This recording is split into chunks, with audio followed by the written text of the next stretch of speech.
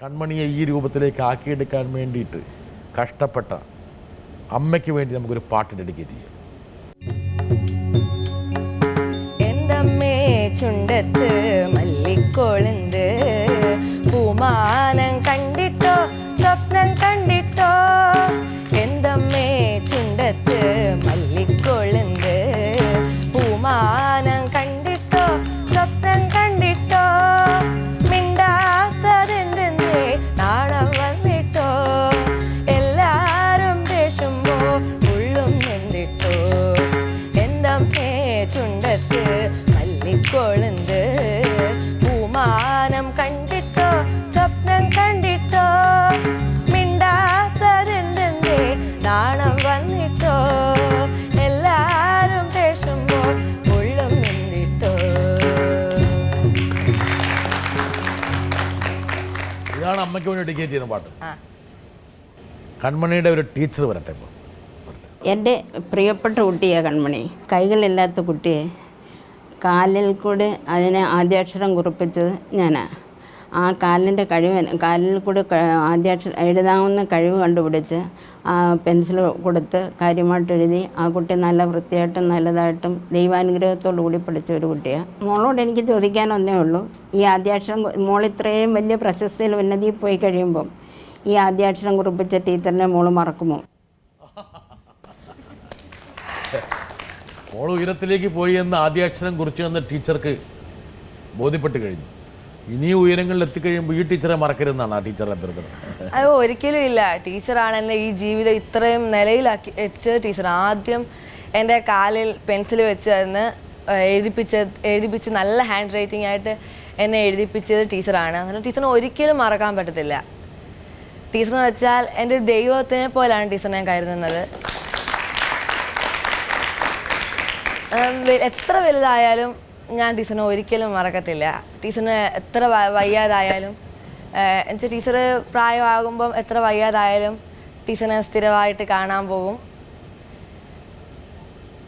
Teacher teacher എൻ്റെ വലിയൊരു ഗുരുവാണ്.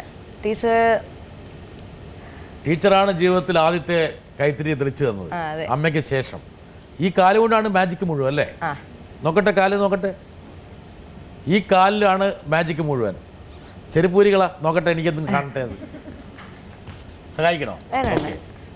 ഈ വിരലുകൾ കണ്ട കൺമണിക്ക് ആകെയുള്ള ഒരു കാലാണ് യഥാർത്ഥത്തിൽ അല്ലേ? ഈ കാലിലാണ് കൺമണിയുടെ മാജിക്ക്. കൺമണി ഞങ്ങൾക്ക് വേണ്ടിയിട്ട് ഒരുപക്ഷെ ഇതുപോലെ വിഷമം അനുഭവിക്കുന്ന അല്ലെങ്കിൽ എനിക്കിതില്ലല്ലോ എന്ന് വിചാരിച്ചിട്ട് എഴുത്തിൻ്റെ ലോകത്ത് വരാതിരിക്കുന്ന ഒരുപാട് ആൾക്കാർക്ക് ഒരു സന്ദേശം പകരാൻ വേണ്ടി കൺമണി ഈ കാൽവിരലുകൾ വെച്ചിട്ട് ഒന്ന് എഴുതി കാണിക്കും. തീർച്ചയായും. ഓക്കെ.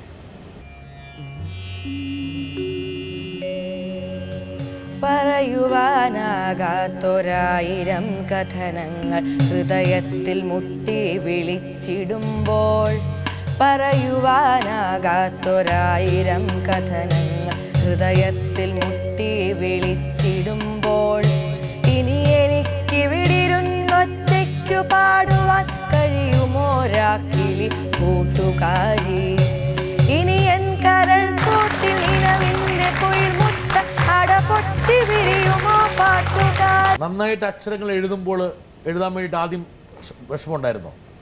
അതിശകലം. ഏതക്ഷരമാണ് കൺമണിക്ക് ഒരു പ്രശ്നമായി മാറിയത്? ഇറാണ് പ്രശ്നം അല്ലേ? ഈ ഇറ എനിക്കും വലിയ പ്രശ്നമായിരുന്നു.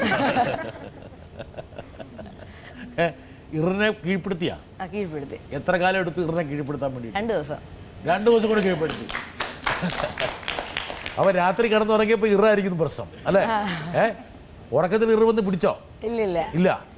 പക്ഷേ കീഴ്പ്പെടുത്തുമെന്ന് വിചാരിച്ചു. ഏറ്റവും ആദ്യം കൺമണിക്ക് ഈ വിരലുകൾക്ക് വഴങ്ങിയ അക്ഷരം ഏതാണ്? ഹരി. അമ്മയുടെ ആ വഴങ്ങിയോ? ആദ്യം തന്നെ വന്നു. ആദ്യം എഴുതിയ വാക്കുകൾ ഏതൊക്കെയായിരുന്നു? ആദ്യം ഹരിശ്രീ തന്നെ എഴുതി. അത് കഴിഞ്ഞ് ഏറ്റവും എഴുതാൻ എളുപ്പമുള്ള വാക്കുകൾ ഏതാണ്? ഓ, അതെല്ലാവർക്കും ഇഷ്ടമാണ്. എന്തായാലും ഈ വിരലുകളിൽ എങ്ങനെ ഈ വിരലുകളെ അമ്മ പരിപാലിക്കുന്നത്? ഈ വിരലുകളിലാണ് കൺമണിയുടെ ജീവിതം മുഴുവൻ നിൽക്കുന്നത് ഇപ്പോൾ അല്ലേ? ഇടയ്ക്കിടയ്ക്ക് തുടച്ചൊക്കെ തരുമോ? ഞാൻ തന്നെ തുടയ്ക്കും. എങ്ങനെ ഉടയ്ക്കും? പൈപ്പിന്റെ കീഴിൽ ചെന്ന്. പൈപ്പിന്റെ കീഴിൽ വെക്കുകയല്ലേ ഉള്ളൂ? അല്ല, ഞാൻ ഈ കാലുകൊണ്ട് കഴുകും. ഈ കാല് ഉപയോഗിച്ച് കഴുകും. ആ കാല്, പക്ഷേ ഈ കാലിന് അത്രയും ഒരു ആരോഗ്യമില്ല. ആരോഗ്യമുണ്ട്, പക്ഷേ ഹൈറ്റ് കുറവാന്ന് മാത്രം. അത്രേ ഉള്ളൂ. അപ്പൊ ഈ കാലെടുത്ത് ഈ കാലിനെ പരിപാലിക്കും. ഈ കാലാണ് കൺമണിയുടെ ശക്തി അല്ലേ? എഴുത്തിന്റെ ലോകത്തും വർണ്ണങ്ങളുടെ ലോകത്തുമുള്ള കാലാണ്. ഒരുപക്ഷെ ഈ അമ്മേനെ വലിയ ഉയരങ്ങളിലേക്ക് നടത്തിക്കേണ്ടത് ഈ കാല് വെച്ചിട്ട്, ഈ കുഞ്ഞു കാല് വെച്ചിട്ട്.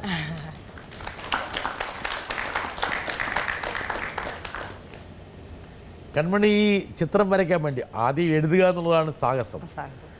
എഴുത്ത് തന്നെ നടക്കുമോ എന്ന് അമ്മ ആശ്ചര്യപ്പെട്ടിട്ടുണ്ടാവും. അമ്മ എങ്ങനെയാണ് ആദ്യകാലത്ത് ആശങ്കപ്പെട്ടോ? എഴുതാൻ പറ്റുമോ? ഇല്ല, അങ്ങനൊന്നും ചിന്തിച്ചില്ല. പിന്നെ എങ്ങനെയാണ് എങ്ങനെ വെച്ചു കൊടുത്തു?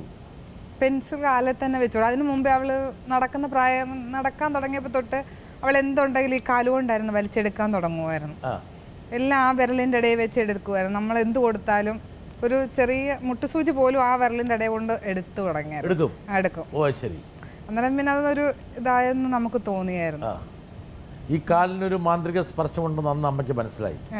എന്ത് സാധനം പുതാൻ പറഞ്ഞാൽ ഒരു പൈസ അല്ലെങ്കിൽ ഒരു പെൻസില്, ഒരു ബട്ടൺസ്, ഒരു പിന്ന്, എന്ത് വെച്ചാലും എടുക്കും. കാരണം മോളുടെ ആദ്യത്തെ വിഷുവിന് എൻ്റെ അച്ഛൻ പോലീസ് ഡിപ്പാർട്ട്മെൻറ്റ് ജോലിയായിരുന്നു.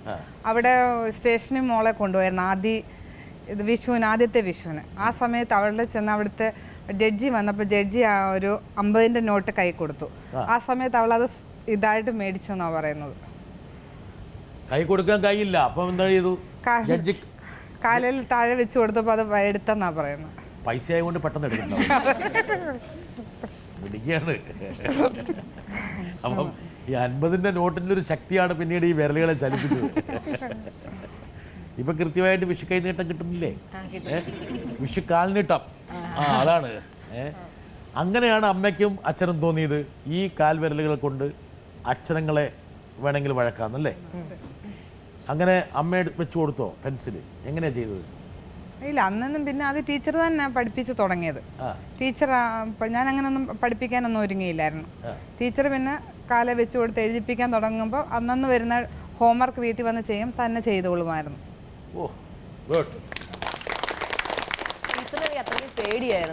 ടീച്ചറെ പേടിയായിരുന്നു. ആ പേടി കൊണ്ടാണ് കാല് പെട്ടെന്നാക്കിയത്. ഒരു ടീച്ചർ വരട്ടെ. കൺമണിയെക്കുറിച്ചുള്ള എൻ്റെ ഓർമ്മകൾ ആദ്യം എത്തുന്നത് കൺമണിയുടെ അഡ്മിഷൻ സമയം തന്നെയാണ്. 1-ാം ക്ലാസ്സിലേക്ക് കൺമണിയെ ചേർക്കുന്നതിനായി ഒരുപാട് സ്കൂളുകളിൽ അഡ്മിഷൻ തേടി ചെല്ലുകയും അവിടെയെല്ലാം കുറവുള്ളൊരു കുട്ടിയാണെന്നുള്ള കാരണത്താൽ കൺമണിക്ക് അഡ്മിഷൻ കിട്ടാതെ വരികയും ചെയ്തു. അങ്ങനെ കൺമണിയുടെ അമ്മയുടെ ഒരു സുഹൃത്തു മുഖേന എൻ്റെ ഹസ്ബൻഡ് നടത്തുന്ന സ്കൂളായ ശ്രീസായി പബ്ലിക് സ്കൂളിൽ എത്തിച്ചേരുകയും എൻ്റെ ഹസ്ബൻഡ് അശോക് ബാബു കൺമണി കുറവുള്ള കുട്ടിയാണെന്നുള്ള യാതൊരു തോന്നലും ഇല്ലാതെ 100 മനസ്സോടെ ഞങ്ങളുടെ സ്കൂളിലേക്ക് കൺമണിയെ 1ലേക്ക് അഡ്മിഷൻ കൊടുക്കുകയും ചെയ്തു. 1-ാം ക്ലാസ് മുതൽ 5-ാം ക്ലാസ് വരെ കൺമണി ഞങ്ങളുടെ സ്കൂളിൽ തന്നെയാണ് പഠിച്ചത്. ആ സ്കൂളിൽ പഠിച്ചതിനെ പറ്റി കൺമണിയുടെ മനസ്സിലെ വികാരങ്ങൾ എന്തൊക്കെയാണ്, വിചാരങ്ങൾ എന്തൊക്കെയാണെന്ന് അറിയാനെ കൊണ്ട് ഒരാഗ്രഹമുണ്ട്. എങ്ങനെ ഒരുപാട് സ്കൂളിൽ അമ്മ ഇവളെയും കൊണ്ട് പോയി, പക്ഷെ ആരും അഡ്മിഷൻ കൊടുക്കാൻ തയ്യാറായില്ല. എല്ലാവരും പറഞ്ഞിട്ടുണ്ടാവും സ്പെഷ്യൽ സ്കൂളിലാക്കാൻ അല്ലേ? സ്പെഷ്യൽ സ്കൂൾ അവർക്ക് ബുദ്ധിമുട്ടാണെന്ന് പറഞ്ഞു, പഠിപ്പിക്കാൻ ബുദ്ധിമുട്ടാണെന്ന് പറഞ്ഞു. മറ്റ് സ്കൂളുകാർ ഇവളെ എടുക്കില്ല, പയ്യ 2 കൈയില്ലാത്ത കുട്ടി, ഉച്ചയ്ക്ക് വാരി കൊടുക്കണം, ഭക്ഷണം കൊടുക്കണം, ഒരുപക്ഷെ അവരുടെ എല്ലാ കാര്യങ്ങളും സഹായിക്കണം. അവരൊറ്റ കാരണം കൊണ്ട് ബാക്ക് ഔട്ട് ചെയ്തപ്പോൾ ഒരുപക്ഷെ കൺമണിയുടെ ജീവിതം അവിടെ അവസാനിച്ചു. എന്ന് വെച്ചാൽ വിദ്യാപരമായിട്ട് ഒന്നും നേടാൻ പറ്റുന്നില്ലെങ്കിൽ ഞാനത് ചിന്തിച്ചു, അങ്ങനെ തന്നെ ചിന്തിച്ചായിരുന്നു. എൻ്റെ മനസ്സിൽ ഒത്തിരി പ്രയാസമായിരുന്നു അത്. എനിക്ക് ഇന്ന് വരെ പിന്നെ എനിക്ക് അങ്ങോട്ട് തിരിഞ്ഞു നോക്കേണ്ടി വന്നിട്ടില്ല. ആ ഒരവസ്ഥ എനിക്ക് വന്നിട്ടില്ല. ആ ഒരു അവസരം ഇന്നും എനിക്ക് ഓർക്കാൻ പറ്റാത്തൊരവസരമാണ് അത്. എത്ര ദിവസം രേഖ ഇരുന്ന് കരഞ്ഞു? അല്ല, പിന്നെ അപ്പോഴത്തേക്ക് ടീച്ചറിൻ്റെ അടുക്ക ചെന്ന് ടീച്ചർ പിറ്റേ ദിവസം തൊട്ട് ക്ലാസ്സിന് കൊണ്ട് ചെല്ലാൻ പറഞ്ഞു. ടീച്ചർ എന്ത് ധൈര്യത്തിലാണ് എടുത്തത്? ടീച്ചറിനെ അറിയത്തുള്ളൂ എന്ത് ധൈര്യത്തിലാണ് ടീച്ചർ എടുത്തേന്നുള്ളത്. പക്ഷെ ആദ്യം പോയി പറഞ്ഞു ഇങ്ങനെയാണ് ഈ കുട്ടിയുടെ അവസ്ഥ പറഞ്ഞു. ഇന്നപോലെ ഇന്നടുത്ത് പഠിപ്പിക്കാൻ പറ്റത്തില്ല എന്നും പറഞ്ഞു. അന്നേരം ആ ലോലമ്മ ടീച്ചർ പറഞ്ഞു, എന്നാൽ കൊണ്ടുപോകാൻ മോളെ ഞാൻ നോക്കാമെന്നും പറഞ്ഞാൽ ടീച്ചറിൻ്റെ അടുക്ക ചെന്നത്. കൺമണി, ലോലമ്മ ടീച്ചറാണ് ഈ പറഞ്ഞ ഈ കാലിനെ കൊണ്ട് ഒരുപക്ഷെ ചില കാര്യങ്ങൾ ചെയ്യിക്കാൻ പറ്റും, ഈ വിരലുകൾ മതി, ഈ 4-5 കുഞ്ഞു വിരലുകൾ ഉണ്ടെങ്കിൽ വേണമെങ്കിൽ കൺമണിയെ ജീവിതത്തിൻ്റെ അടുത്ത പടിയിലേക്ക് കയറ്റാം എന്ന് വിശ്വസിച്ചത്.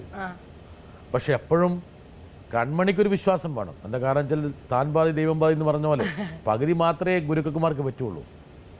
ഈ വിരലുകൾ കൊണ്ട് ആ പെൻസിൽ പിടിക്കാമെന്നും അതിലൂടെ അക്ഷരങ്ങളെ സൃഷ്ടിക്കാമെന്നും എഴുതാമെന്നും വരയ്ക്കാമെന്നും ഉള്ളൊരു ബോധ്യം ആദ്യം ഉണ്ടാകേണ്ടത് കൺമണിക്കാണ്. അതെ, ആ ബോധ്യം എപ്പോഴുണ്ടായി? അത് കൊച്ചിയിൽ ഉണ്ടായി. ടീച്ചർ അങ്ങനെ പഠിപ്പിക്കാന്ന് പറഞ്ഞപ്പം പിന്നെ ഞാൻ പഠിത്തത്തിലേക്ക് തന്നെ പോയി. പിന്നെ ടീച്ചർ ആണെങ്കിൽ ഒരു തത്തയുടെ പാറ്റിന്റെ പടം വരച്ച് തന്നിട്ട് അതിലെ കളർ അടിക്കാൻ പറഞ്ഞു. ഓ, അങ്ങനെയാണ് ഞാൻ പെയിന്റിങ്സ് തുടങ്ങിയത്. തത്തയുടെ മുകളിൽ ആദ്യം പ്രയോഗിച്ചത്? അതെ. അങ്ങനെയാണ് ഞാൻ പെയിന്റിങ്ങിലേക്ക് വന്നത്. പിന്നെ ഈ ഡിസബിലിറ്റിയുടെ ഡിസംബർ 3-ന് വികലാംഗരുടെ ഡേയാ.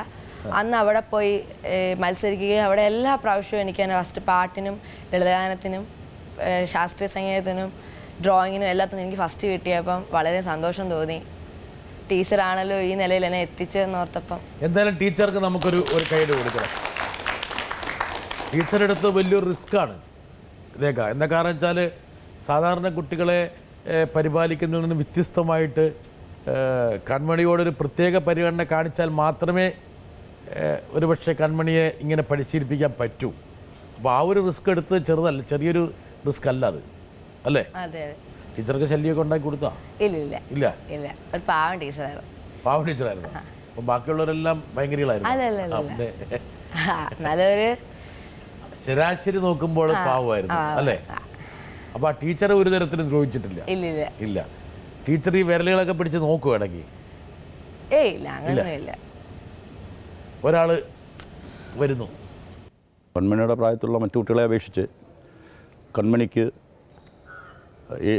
എഴുതുവാനും നടക്കുവാനും ഉള്ള പ്രയാസത്തെ വളരെ വിദഗ്ധമായി അതിജീവിക്കുവാൻ കൺമണിക്ക് കഴിഞ്ഞിട്ടുണ്ട്. അത് എങ്ങനെ സാധിച്ചു?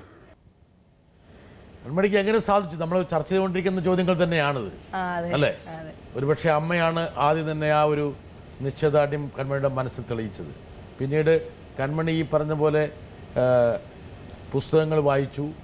പിന്നെ ഇതുപോലെ ഡിസേബിലിറ്റി ഉള്ള ആൾക്കാരുടെ ജീവിതത്തിലേക്ക് കടന്നു പോയോ? അങ്ങനെയുള്ള പല ആൾക്കാരെയും, ഹെലൻ കെല്ലറെ പോലെ പല ആൾക്കാരെ കുറിച്ചും ആൾക്കാർ പറഞ്ഞു തന്നോ? ഈ കമ്പ്യൂട്ടറിലൊക്കെ കാണുമ്പം ഓരോരുത്തരും എനിക്കിങ്ങനെ ഡൗൺലോഡ് ചെയ്ത് തരും, ഇത് കണ്ടോ എന്നൊക്കെ ചോദിച്ചുകൊണ്ട് എന്നെ പോലുള്ള ആൾക്കാർ ചെടി നടുന്നതും വരയ്ക്കുന്നതും ഒക്കെ കാണും. അന്നേരം അതൊക്കെ കണ്ടിട്ടായിരിക്കും. കമ്പ്യൂട്ടർ ഓപ്പറേറ്റ് ചെയ്യാൻ പറ്റുന്നതുകൊണ്ട് ഓപ്പറേറ്റ് ചെയ്യും. ഇതുകൊണ്ട് കമ്പ്യൂട്ടർ ഓപ്പറേറ്റ് ചെയ്യും. നോക്ക്,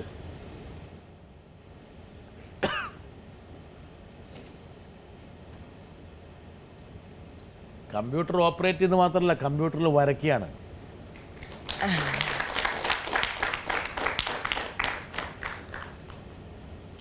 മൗസൊക്കെ നന്നായിട്ട് വഴങ്ങുമല്ലേ?